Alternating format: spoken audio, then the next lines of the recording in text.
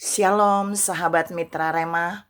Hari ini kita akan sama-sama mendengarkan firman Tuhan yang terambil dalam kitab Roma 16 ayat 25 sampai ayat yang ke-26 yang berkata demikian. Bagi Dia yang berkuasa menguatkan kamu menurut Injil yang kumasyurkan dan pemberitaan tentang Yesus Kristus, sesuai dengan pernyataan rahasia yang didiamkan berabad-abad lamanya, tetapi yang sekarang telah dinyatakan dan yang menurut perintah Allah yang abadi telah diberitakan oleh kitab-kitab para nabi kepada segala bangsa untuk membimbing mereka kepada ketaatan iman. Demikianlah firman Tuhan, dan firman ini akan sama-sama saudara dan saya renungkan di hari ini yang saya beri judul berabad-abad. Saudara yang saya kasihi dalam Tuhan Yesus Kristus, kata berabad-abad di dalam Alkitab ini sebenarnya mau menceritakan tentang sesuatu yang sudah puluhan tahun, yang begitu lama, yang sudah tua. Dan kita mau lihat ada sorotan Alkitab tentang kata berabad-abad ini. Saya punya beberapa poin yang mau saya share hari ini buat saudara dan saya.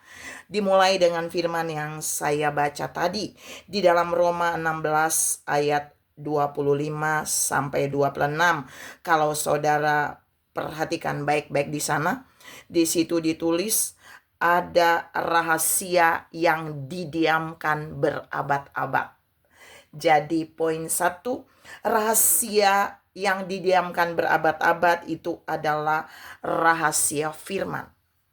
Jadi rahasia firman yang didiamkan berabad-abad enggak kebuka, dan itu bisa dibukakan melalui kitab-kitab para nabi atau firman yang Allah sampaikan melalui nubuatan atau profetik kepada para nabi, lalu mereka menulisnya.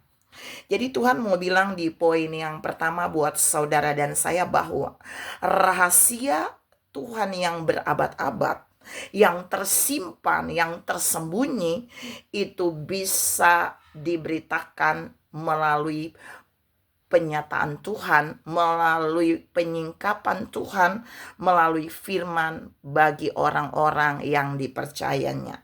Jadi firman bisa menyingkapkan rahasia dari yang berabad-abad tentang apa yang Allah mau sampaikan kepada saudara, kepada saya, kepada keluarga, kepada pekerjaan kita, kepada pelayanan kita, kepada gereja kita, kepada bangsa kita, kepada kesehatan kita, bahkan kepada keuangan atau finansial kita.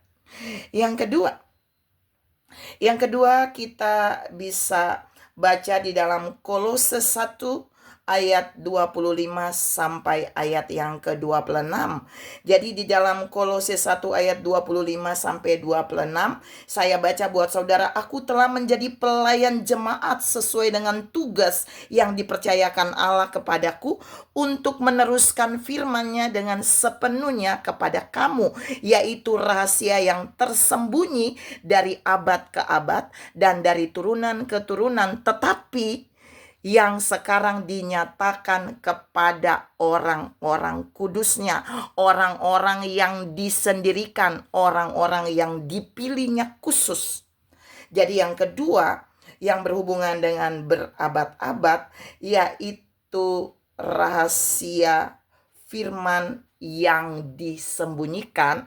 Jadi pewayuan, kalau yang kedua nih pewayuan dari firman itu disembunyikan, tapi dia bisa bukakan kepada orang-orang yang dipilih khusus, orang-orang yang kudus, orang-orang yang disendirikan untuk melakukan pekerjaan Tuhan.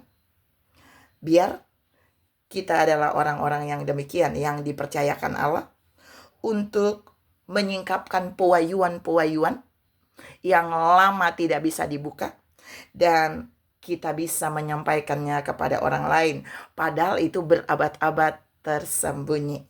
Yang ketiga, Yang ketiga kita bisa lihat dalam Mazmur 24 ayat 7 dan 9, saya bacakan. Angkatlah kepalamu hai pintu-pintu gerbang, dan terangkatlah kamu hai pintu-pintu yang berabad-abad, supaya masuk Raja kemuliaan. Yang sama juga di ayat 9 berkata, angkatlah kepalamu hai pintu-pintu gerbang, dan terangkatlah kamu hai pintu-pintu yang berabad-abad, supaya masuk Raja kemuliaan.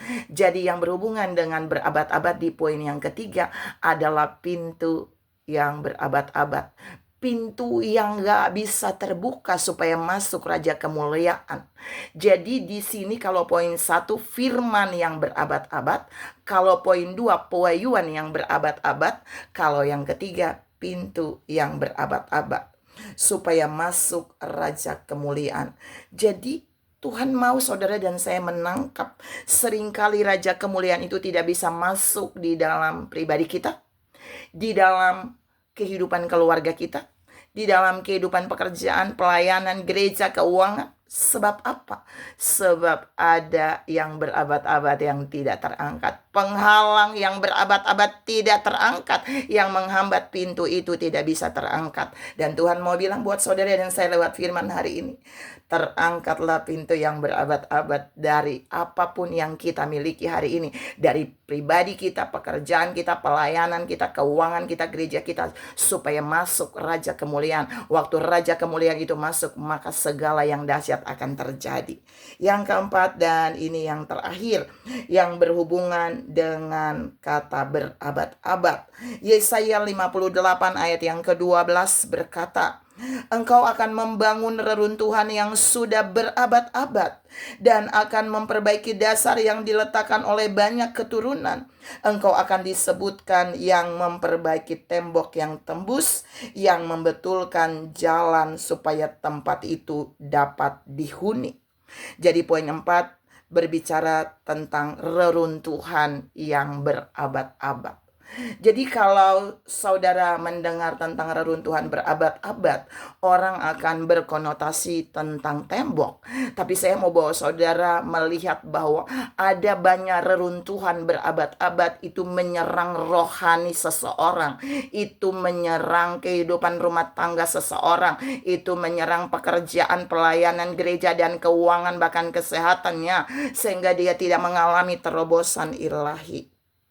Dan Tuhan bilang, Tuhan akan mengutus orang-orang pilihannya untuk membangun dasar, untuk memperbaiki itu, dan untuk memperbaiki tembok itu, dan membetulkan jalan ke tempat itu, supaya dipulihkan, supaya dibuat menjadi baru, sehingga yang terbaik dari Tuhan akan mengalir pada tempat itu. Saudara yang saya kasihi dalam Tuhan Yesus Kristus, mari selidiki kehidupan pribadi, keluarga, pekerjaan, pelayanan, gereja, keuangan, dan kesehatanmu. Adakah sesuatu yang berabad-abad yang sudah lama banget terjadi dan tidak pernah mengalami terobosan?